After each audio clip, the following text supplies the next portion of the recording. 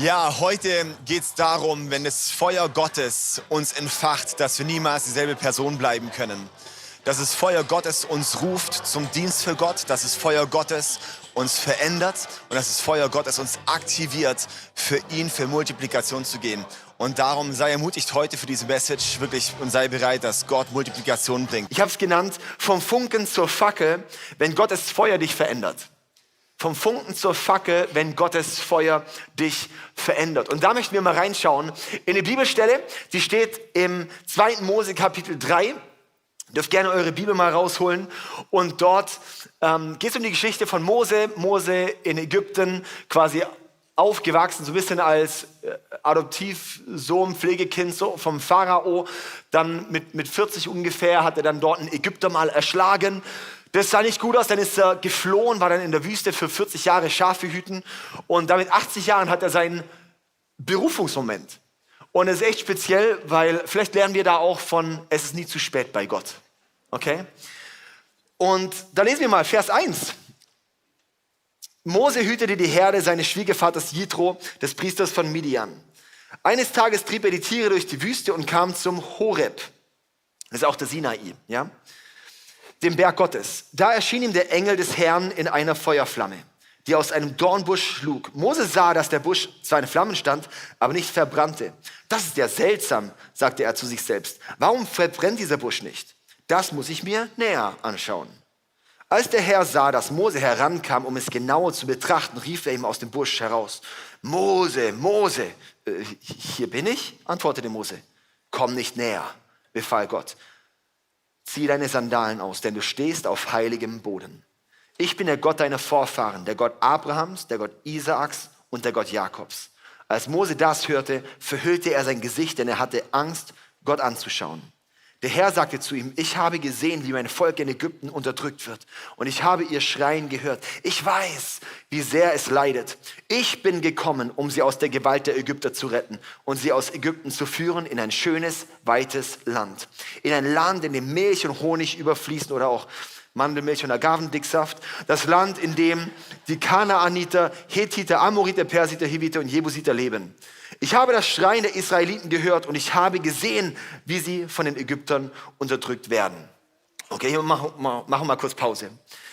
Mose ist dort, er begegnet diesem brennenden Dornbusch, wo Gott drin ist. Er brannte, aber verbrannte nicht. Was wir davon auch lernen ist, Gott zerstört nicht, er verwandelt. Und in diesem Moment, wo Mose diesem brennenden Dornbusch begegnet, dort in dieser Szene verändert sich sein komplettes Leben und er geht anders weg, als er gekommen ist. Er war ein anderer Mensch. Und er wurde selber in Brand gesteckt von diesem Feuer, das dort gebrannt hat und es ging nie mehr aus. Und es ist eine Sache, wenn wir mal verstehen, echte Berufung beginnt nicht mit was soll ich tun, sondern wer ist dieser Gott? Das ist eigentlich die zentrale Frage, mit der es anfängt. Wir sind heute so häufig am Schauen, was ist meine Berufung, was kann ich machen, was soll ich tun? Und die Frage ist vielmehr, schau ins Gesicht von Jesus und dort wirst du Dinge entdecken. Aber es geht immer darum, erst um eine Begegnung mit ihm, woraus dann Dinge folgen. Der brennende Dornbusch ist nicht einfach nur ein Wunder, sondern das ist eigentlich ein Spiegelbild von der Majestät auch von Jesus. In dem Alten Testament, im ersten Teil der Bibel, finden wir immer wie so prophetische Bilder auf Jesus hin. Und auch dort ist wie so, ja, das Feuer, das nicht zerstört, sondern offenbart. Ja, die Heiligkeit, die nicht tötet, sondern ruft Gegenwart, die nicht nur duldet, sondern verändert. Und wir lernen auch so, Gott ist ein verzehrendes Feuer, heißt es in der Bibel. Und dieses Feuer hat einen Namen, das ist Jesus. Jesus ist der eine Name, der über allen Namen steht. Und Jesus ist nicht einfach nur ein Teil von Gott, sondern er ist Gott in Person. Man kann sagen, Gott mit Haut, das ist Jesus. Und wir denken manchmal so, okay, Jesus ist ein bisschen so dieser Chili-Willy-Dude, der ein bisschen so durch die Prärie stampft mit seinen Sandalen und seine Matcha-Latte und seinem Lederrucksack und Peace läuft. Ja? Dabei ist Jesus viel, viel mehr als nur dieser Peace-Junge. Ja, er ist der Friedensbringer, aber er ist Gott in Person, in den Dingen, wo wir manchmal denken, es ist ja nur Jesus, nur in der Krippe geboren. Das ist einfach nur die Demut von Gott, die dort sichtbar wird. Im Kolosserbrief heißt es, dass die ganze Fülle Gottes in Christus sichtbar wurde. Die ganze Fülle Gottes. Jesus ist das Abbild des lebendigen Gottes. Jesus ist die komplette Repräsentation von wer Gott ist. Darum dürfen wir auch mal nicht unterschätzen, dass Jesus halt nur unser Homie ist, sondern Jesus ist auch unser König, unser Schöpfer, der Schöpfer des Universums, wie es heißt, auf ihn hin wurde alles geschaffen, durch ihn wurde alles erschaffen. Er ist der Anfang, das Ende, das Zentrum, das ist Jesus. Und für diesen Jesus, dieser Jesus hat ein Interesse an einer Begegnung mit dir. Dieser Jesus möchte eine Begegnung mit dir haben. Diesen Jesus, mit dem können wir eine Beziehung haben. Das ist so verrückt. Und was wir dort zu sehen, ist wie so, ja man, diesem Jesus, wenn wir diesem Jesus begegnen, der Gott ist, der so krass ist. Und im brennenden Dornbusch, da wird es so ein bisschen so, ja man, natürlich, das war krass, dieses Wunder. Wenn du Jesus begegnest, werden sich Dinge verändern im Leben. Und es ist einfach die Realität. Und dann ist mein erster Punkt heute, ich habe 5 Punkte, mein erster Punkt ist, wenn dir Gott begegnet, kannst du nicht dieselbe Person bleiben. Wenn dir Gott begegnet, kannst du nicht dieselbe Person bleiben. Du kannst nicht Gott begegnen und kalt bleiben. Du kannst nicht Gott begegnen und lau werden. Wenn du Gott begegnest, uns verändern sich die Dinge nicht, bist du wahrscheinlich nicht ihm begegnet, sondern einer schönen Emotion. Wir sind so leicht manchmal so als Christen ein bisschen so, oh ja, es war so schön, so Mose-mäßig, es war so schön am Feuer. Oh ja, es ist mir so warm ums Herz. Ich habe ein bisschen Gänsehaut gehabt. Oh, es war so schön. Hoffentlich nächste Woche wieder. Und wenn nächste Woche nicht wieder, dann sicher zur Conference. Oh, ich habe so gemocht, als es dann so warm wurde. So ja, oh, als ich letztens das Worship-Lied gehört habe, das habe ich so Gänsehaut gekriegt. Guck mal. So, wenn wir Jesus begegnen, haben wir nicht nur eine Emotion, es verändert sich real etwas. Wenn ich diesem lebendigen Gott begegne, dann muss irgendwas in mir passieren. Du kannst nicht ins Feuer springen ohne Brandblasen. Wenn wir diesem lebendigen Gott begegnen, verändern sich Dinge. Und dieses Feuer in diesem Dornbusch hat Mose zu der Person gemacht, die am Ende war, diese Begegnung, okay? Und dann ist dort diese Szene, die ganzen 9 Verse, die ich gerade gelesen habe, das ist eigentlich so, wo Gott sagt, wow, ja, ich habe ein Volk gesehen. Ich habe ein Volk gesehen und ich werde mein Volk befreien. Ich habe ihr Schreien gehört und jetzt ist es soweit. Ich führe mein Volk raus. Und Mose sitzt wahrscheinlich dort und denkt so ein bisschen Angesicht verhüllt, heißt ja Sandalen aus und sowas, weil es heiliger Boden ist. Und wahrscheinlich so, ja Mann, Gott, so cool, come on, let's go. Let's go, befrei dein Volk. Ja Mann, ich feuer dich an. Ich ziehe auch Merch an. Ja, lass mein Volk ziehen. Ich mache auch einen Post auf Instagram, sowas, ja, so, ey, Leute, the best is yet to come for Israel. Diese Dinge so, ja, Gott, ich feuer dich an. Ich push auch ein bisschen. Ich bete auch, jetzt zu dir, aber so mit, dass es passiert. Und Gott sagt aber, in Vers 10, nun geh, denn ich sende dich zum Pharao. Du sollst mein Volk, die Israeliten, aus Ägypten führen. Was? Ich?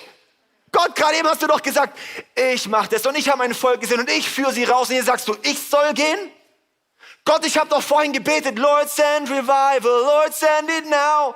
Und Gott sagt, ja, ich sende dich. Das habe ich aber nicht gemeint, ich wollte nur ein schönes Lied singen. So ja, oh Gott, verändere die Businesswelt, verändere mein Business. Und Gott sagt, ja Mann, ich sende dich. Gott, komm, ich bete für meine Freunde, dass sie dich kennenlernen. Und Gott sagt, ja Mann, ich habe dich schon hingesendet.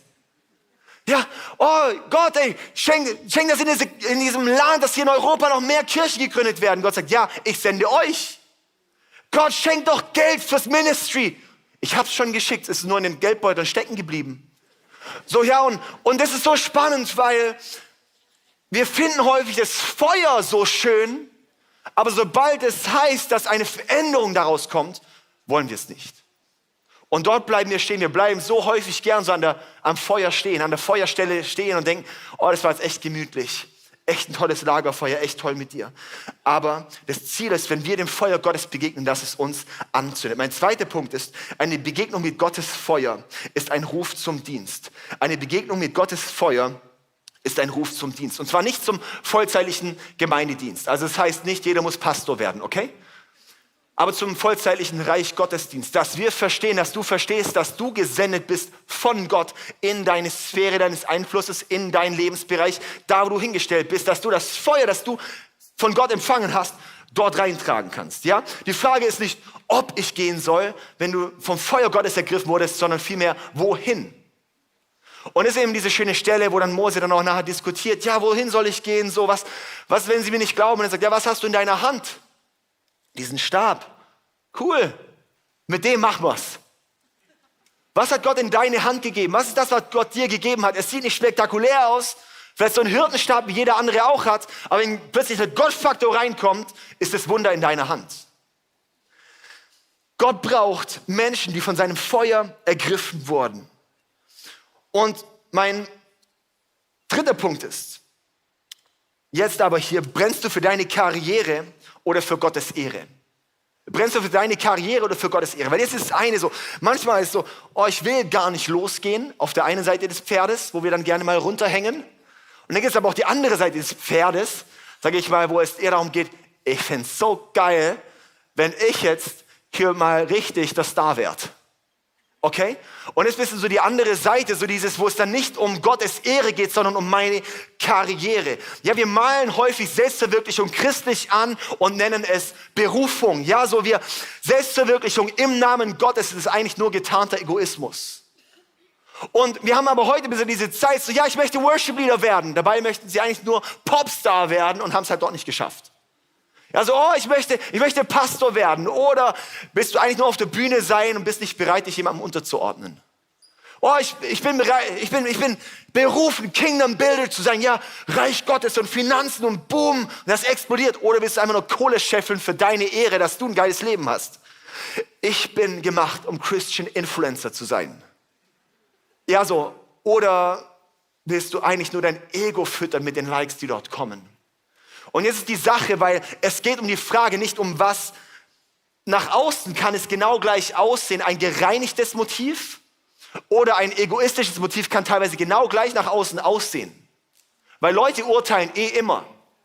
Aber die Frage ist, und das ist das Wichtige, was in deinem Herzen beantwortet werden muss, was ist das gereinigte, geheiligte Motiv? Geht es wirklich um Gottes Ehre oder geht es um deine Karriere? Ich glaube, Gott möchte die Dinge segnen, möchte dich senden, möchte dich befähigen, möchte was zu dir bringen. Aber nicht zu deiner Ehre, sondern zu Gottes Ehre.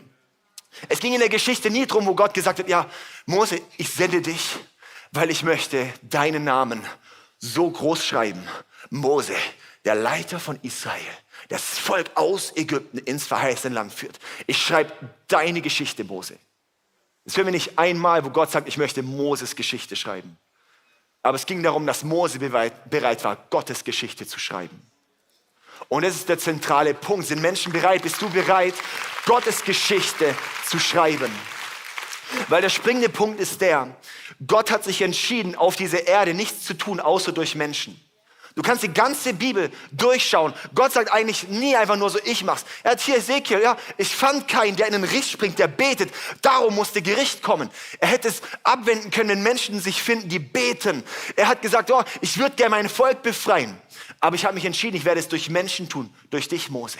Gott arbeitet auf dieser Erde durch Menschen. Darum ist auch der Plan, dass da musste auch Jesus, darum musste Gott Mensch werden, Jesus, weil die Schlüssel mussten vom Mensch, vom neuen Adam, wie es in der Bibel heißt, zurückerobert werden. Es musste bezahlt werden von einem Menschen, von Jesus. Ganz Gott, aber auch ganz Mensch. Gott schreibt Geschichte mit Menschen. Darum ist die Frage, Gott möchte in dem Bereich, wo er zu dir vielleicht schon was aufs Herz gelegt hat, wirken und was machen. Aber er braucht dich dazu zur Kooperation. Ich glaube, das ist was, das wir manchmal unterschätzen. Wir denken manchmal, ja, Gott macht halt einfach nur. Nee, Gott macht nicht einfach nur. Er nutzt uns Menschen, um die Geschichte zu schreiben. Darum bist du bereit, Teil seiner Kirchengeschichte zu sein.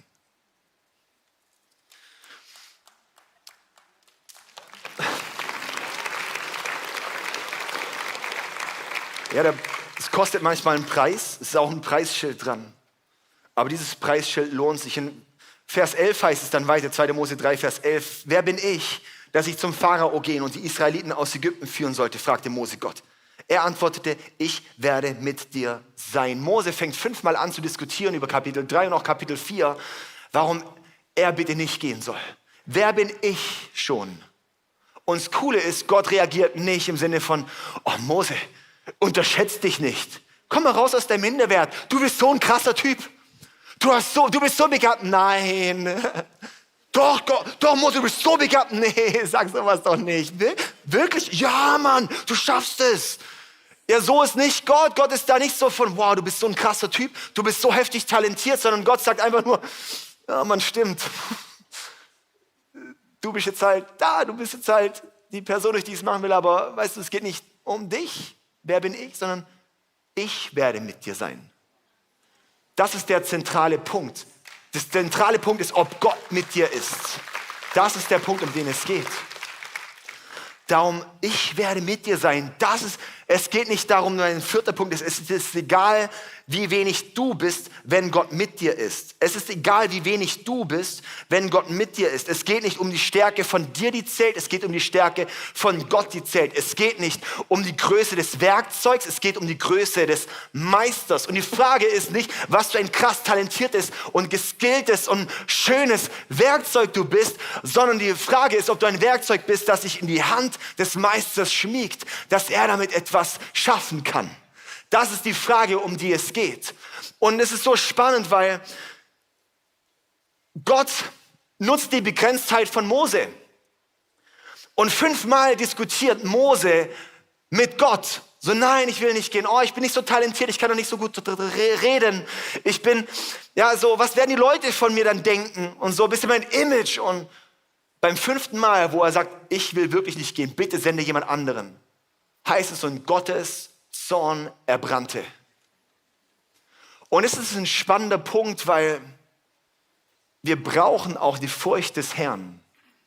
Wir brauchen auch eine Gottesfurcht in unserem Leben, wo wir sagen, hey, wenn Gott spricht, dann möchte ich es ernst nehmen. Wenn der Schöpfer des Universums, wenn ich nicht nur meinen, wie ich es gerade vorhin beschrieben habe, nicht nur meinen Homie Jesus habe, sondern den König der Könige, der Vater und Freund und Retter und Schöpfer ist und ich eine Begegnung mit ihm habe, dann muss irgendwie eine Art von Frucht aus meinem Leben kommen, dass ich sage, diesem Gott lohnt es sich. Er hat alles für mich gegeben. Es lohnt sich, alles für ihn zu geben. Jesus ist für dich gestorben. Du kannst nichts dazu beitragen. Es ist kostenlos. In die Fülle zu wachsen von dem, wozu Gott dich gemacht hat, kostet einen Preis dein Leben. Und ich glaube, wir sind oft nicht bereit, diesen Preis zu zahlen, zu sagen, ich bin bereit, mein Leben wirklich ganz in Gottes Hände zu legen, dass er daraus machen kann, was er eigentlich gedacht hat. Aber da möchte ich dich ermutigen, lass dich ein auf diesen großen Gott. Lass dich ein auf diesen großen Gott. Wenn Gott bestellt, dann zahlt er die Rechnung. Wenn Gott meint es gut mit dir. Ja, und das Ding ist, manchmal haben wir dann diese Selbstzweifel. Oh, ich weiß nicht. Und ich finde, Selbstzweifel sind manchmal ein gutes Zeichen. Ich wurde mit 21 Pastor im ICF singen. Ich habe vorher eine Jugendgruppe von 30 Leuten geleitet, die nicht floriert ist. Und ich hatte 2-mal gepredigt. Meine zweite Predigt war meine Vorstellungspredigt im ICF. Okay? So wurde ich ICF-Pastor. Wenn du Fehler machen willst, mach sowas. Aber irgendwie, es kam gut.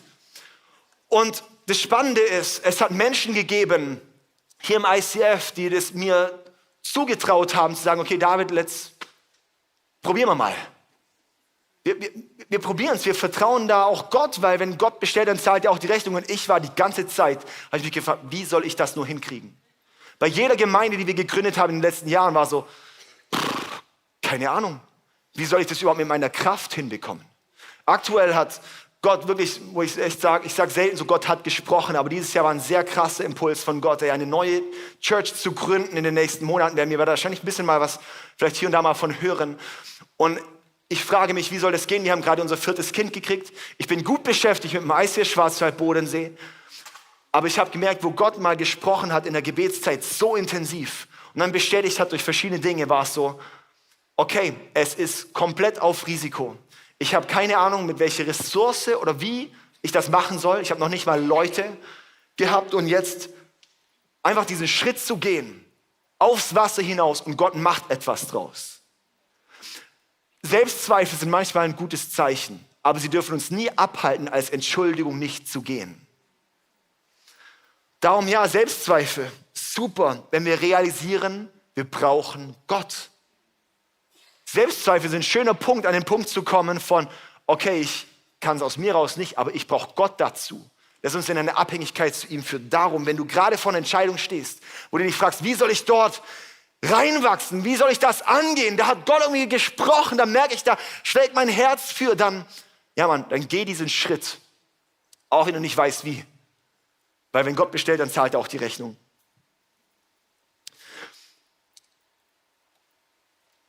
In Vers 17 geht es dann weiter. Ich will euch aus Ägypten führen, wo ihr so unterdrückt wurdet. Wo ihr so unterdrückt werdet. Ich werde euch in das Land bringen, das die Kanaaniter, Hittiter und so weiter bewohnen und ein Land, in dem Milch und Honig überfließt. Und auch vorher sagt Gott, sehr das Land von Abraham, Isaak und Jakob. Und Gott präsentiert euch etwas und sagt, es geht um Generationen und Generation ist auch immer Multiplikation. Und auch dieses Überfließen, von Milch und Honig überfließen, das ist ein Land des Überfluss. Das Volk ist nach Ägypten gekommen, ja, so mit, sag ich mal, die Söhne von Jakob waren dort mit ihren Familien, sie sind ausgezogen als ein millionenschweres Volk. Multiplikation. Und das ist ein Punkt, und das ist mein 5. Punkt ist, Gott sucht nicht nach Funken, sondern nach Fackeln der Multiplikation. Gott entzündet ein Feuer in deinem Leben, nicht einfach nur, dass du halt mal kurz leuchtest, so, das war schön, toll, wunderbar, schön. Das ist nicht, wie sich Gott eigentlich gedacht hat, sondern sein Gedanke ist, wenn er uns anzündet, ist sein Gedanke, dass du eigentlich eine Fackel der Multiplikation wirst. Dass du nicht nur ein Funke bist, sondern eine Fackel wirst, die anfängt, selber zu brennen und andere wieder anzuzünden. Dass die Fackel ist dafür da, auch weitergetragen zu werden, an andere Orte, Menschen anzustecken, eine Multiplikation zu bringen. Und das ist Gottes DNA so tief drin. Ganz am Anfang in der Bibel sagt er schon, Adam und Eva, seid fruchtbar und mehret euch. Es geht um einen Auftrag, ein Mindset-Auftrag als Kinder Gottes ist von Multiplikation. Schaut, dass Vermehrung kommt. Das heißt, es ist nicht nur ein Ding für Apostel. Es ist etwas für jeden Christen, ist diese DNA rein, so von, schau, wie Wachstum kommen kann, wie kann Multiplikation kommen. Und dann sagt ja auch Adam und Eva, seht her, da sind die samentragenden Früchte und die samentragenden Pflanzen. Wenn Gott seht her sagt, heißt, mach mal die Augen auf, aber nicht nur die äußeren Augen, sondern auch die inneren Augen, die Potenzialbrille, die geistlichen Augen. Seht her. Okay, Gott, was willst du jetzt sagen? Was meinst du da jetzt gerade? Und wo er sagt, sieh nicht nur den Apfel, sondern sieh, dass dort der Apfel samentragend ist. Vesper nicht einmal nur deine Äpfel auf und beklag dich, oh Gott, ich habe keine Äpfel mehr. Sondern sieh, dass du dafür da bist, auch um die Apfelkerne einzusehen, dass neue Apfelbäume hervorkommen können. Das ist ein Mindset von Multiplikation. Das ist Königreich Gottes Mindset. Dann auch in Matthäus 25, wo Jesus von den Talenten spricht, da sind die 2, die vermehren das, was Gott ihnen anvertraut hat. Und der 3, der nimmt es und vergräbt es und holt es wieder raus und sagt, guck mal, ich war doch treu, ich habe es ja erhalten. Und Jesus sagt, nein, das ist ein böser und fauler Diener, der keine Multiplikation bringt. Das bedeutet, Treue im biblischen Sinne ist Multiplikation. Treue im biblischen Sinne ist Multiplikation. Ich weiß, sowas ist nicht mega sexy zu hören, aber wir haben häufig dieses Mindset. Ich weiß nicht, wie es in der Schweiz ist, aber in Deutschland so von Treue heißt Erhaltung und am besten so ein bisschen, ich stelle es mir mal vor, man läuft auf so eine Rolltreppe hoch, die so rückwärts läuft und du bleibst dann irgendwann stehen und du sagst, ich bleibe ja stehen, dabei fährst du immer wieder runter. Dieser Stillstand ist Rückschritt. Wenn wir nicht in Multiplikation bringen, dann wird es stehen bleiben. Und Gott möchte nicht, dass wir einfach nur sagen, brenn nicht nur für dich. Brenne, dass du das Feuer weiterträgst. Du bist nicht zum Stillstand berufen. Und wo ich glaube, was Gott wirklich in unserem Leben erwecken möchte, auch hier in dieser Celebration, alle, die online dabei sind, ist ein Blick dafür, von wenn du eine Begegnung mit dem Feuer Gottes hast, ist sein Ziel davon, dass du entfacht wirst, um es weiterzugeben. Wo hat Gott dich hingestellt, wo du sein Feuer hintragen kannst? Ja, ich schaue zum Beispiel in die Bibel und wir sehen die ganzen Apostel von Jesus. Das wurden Märtyrer für den Glauben an Jesus, sind gestorben für den Glauben an Jesus. Sie waren bereit, ihr Leben ganz hinzugeben. Ja, jeder Einzelne dort ist irgendwie für den Glauben gestorben. Heute schauen wir in die Kirchenlandschaft weltweit. Es gibt mehr Märtyrer für den Glauben an Jesus als je zuvor. Es sind Menschen wirklich bereit, physisch zu sterben für den Glauben an Jesus. Physisch zu sterben, weil sie sagen, ich habe meinem Nachbar von Jesus erzählt. Physisch sterben sie, weil sie in ihrem Unternehmen plötzlich Jesus reinbringen wollen. Das passiert. Und ich frage mich dann manchmal, was ist vielleicht der Tod, der wir bei uns in unserem bequemen Europa sterben könnten? Wäre es nicht vielleicht den Tod unserer Bequemlichkeit und unserem Egoismus, für uns selbst zu existieren und zu sagen, ich bin bereit, diesen Tod zu sterben, um für Multiplikation zu gehen. Ich bin bereit, den Tod meiner Bequemlichkeit zu sterben und zu sagen, okay, meine Bequemlichkeit, die beerdige ich, dass ich das Feuer der Multiplikation tragen kann, dass ich Menschen bei mir zu Hause habe, mit denen die ich näher zu Jesus bringe. Ja, wir haben jetzt 4 Kinder, gerade ein frisches Baby. Es ist anstrengend, weil du gibst und du gibst und du gibst und du gibst. Und du gibst und du gibst und du gibst und du gibst.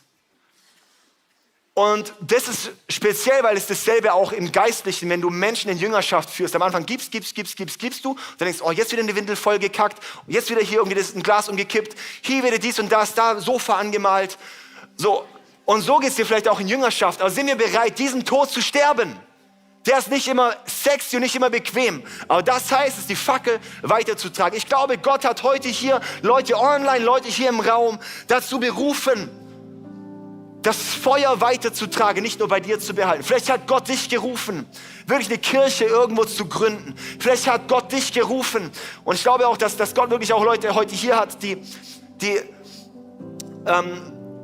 es angegangen sind, dann zerbrochen sind und jetzt denkst du, ich kann nicht mehr neu reingehen. Ich glaube, dass Gott jetzt in eine Wiederherstellung geht, auch ein reinigendes Feuer, wo er wiederherstellt und läutet und zu sagen, es ist nicht vorbei, ich sende dich wieder. Ich sende dich wieder, es ist nicht vorbei. Ich glaube, dass Gott heute Leute hier hat, die Gott ruft wirklich ins Business hinein und dort nicht einfach nur, sag ich mal, als Unternehmer und mit christlicher Motivation, sondern wirklich als Christ im Unternehmen. Wirklich, dass du damit Jesus verherrlichst, dass du es wirklich reinbringst. Es braucht manchmal einen Tod, den wir sterben müssen dafür. Und ja, es ist intensiv. Ja, es ist manchmal anstrengend. Aber dieses Feuer zu tragen und dann zu sehen, wie einer angezündet wird. Und der nächste. Und der nächste und der nächste und der nächste. Und es bewegt mich zu sehen, weil das hat hier ICF Zürich vor vielen Jahren gemacht. Und es ist nicht nur hier in Zürich was Krasses entstanden, sondern unsere Kirche, wo viele, viele Menschen, wo jede Woche einiges über 1000 Menschen wirklich erreicht werden mit der Botschaft von Jesus, wo Menschen in die Fülle Gottes wachsen, ist eine Frucht davon, dass Leute hier bereit waren, diesen Tod zu sterben der Bequemlichkeit und sagen, ich bin bereit, mein Feuer anzuzünden, in andere zu investieren. Das ein Dave Kuhl schon seit Jahren investiert in Worship und so weiter und dass dann etwas multipliziert wird, das sich wieder an anderen Orten öffnet. Es braucht Menschen, die nicht warten, bis alle anderen schon gegangen sind, sondern dass du vielleicht derjenige bist, der sagst, ich bin bereit, jetzt zu gehen. Ich bin bereit, jetzt zu laufen. Mose, Gott hat nicht gesagt, ja, ich warte, Mose, bis du ready bist. Ja, warten wir noch ein paar Jährchen, sag doch mal Bescheid, klopf doch mal vorbei an, ja, sondern ich möchte dich ermutigen, wenn Gott vielleicht schon 4-mal gesprochen hat, du hast vielleicht schon mit dem 4-mal argumentiert, lass nicht zu aufs 5. Mal, dass der Zorn des Herrn entbrennen muss. Sag, ich glaube, wie gut mein Gott ist. Ich glaube, dass wenn ich sein Gesicht gesehen habe, wenn ich sein Feuer gespürt habe, dass dann etwas in mir in Brand gesteckt würde und ich weitertragen kann. Ich bin jetzt gehorsam. Gehorsam ist Gottes Liebessprache. Okay. Dann möchte ich jetzt mit uns zusammen beten. Wir können gerne zusammen aufstehen. Ich möchte jetzt mit uns beten. Und will ich auch, dass Gott ein Feuer entfacht heute hier. Und ich habe ganz stark wirklich den Eindruck, dass Menschen hier schon viele Jahre eigentlich ein Feuer tragen. Und ich möchte auch wie so eine Bestätigung geben, dass du jetzt nicht reinfällst in ein, oh Mist, was müsste vielleicht das sein, wo ich anzünden kann, sondern ich glaube, Gott bestätigt auch gerade, wo du schon voll in dem Ort bist. Das ist dieser gute Vater, der einfach auch das bestätigt. Ich glaube aber auch, dass Gott gerade auch Leute das Feuer neu entfacht, wo das Feuer vielleicht ausgegangen ist. Und jetzt beten wir mal zusammen. Jesus, ich danke dir so sehr für das Feuer, für dein Feuer, Jesus. Ich bete, dass jetzt das Feuer neu fällt über diesem Ort hier. Das ist Feuerneue Feld online. Jesus, danke, dass du Berufungen hast. Und dass gerade jetzt in dem Moment du Leuten wie den Finger auf einen Ort legst in ihrem Leben, wo sie eigentlich schon immer wieder gemerkt haben, doch, da hast du schon öfters mal was aufs Herz gelegt. Da hast du schon öfters was gehighlightet. Und dass du sagst, hey, mein Kind, es ist gut. Du darfst gehen, ich werde mit dir sein.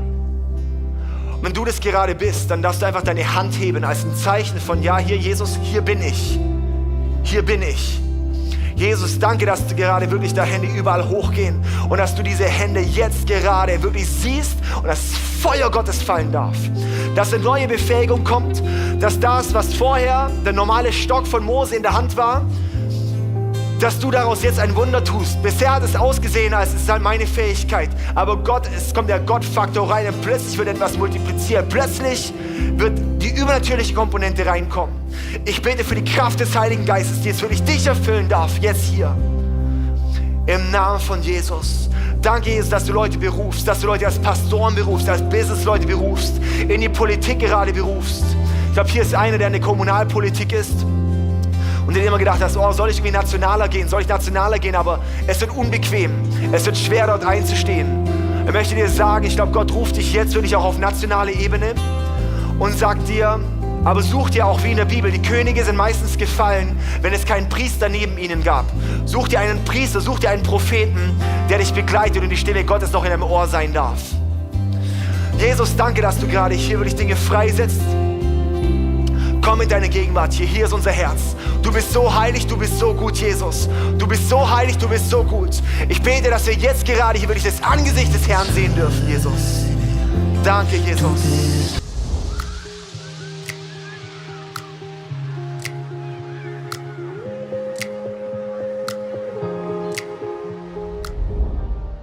Schön, dass du dabei warst. Ich hoffe, dass die Predigt dir geholfen hat und du viele Dinge auf deinen Alltag umsetzen kannst. Wir würden wirklich gerne mehr von dir erfahren. Vielleicht hast du Fragen, was beschäftigt dich? Dann besuch uns doch auf unserer Homepage icf.ch/connect. Dort erfährst du auch, was uns als Community eigentlich ausmacht. Alles, was du hier siehst, hat zu tun. Viele Volunteers, sie haben ihre Talente investiert, ihre Zeit investiert.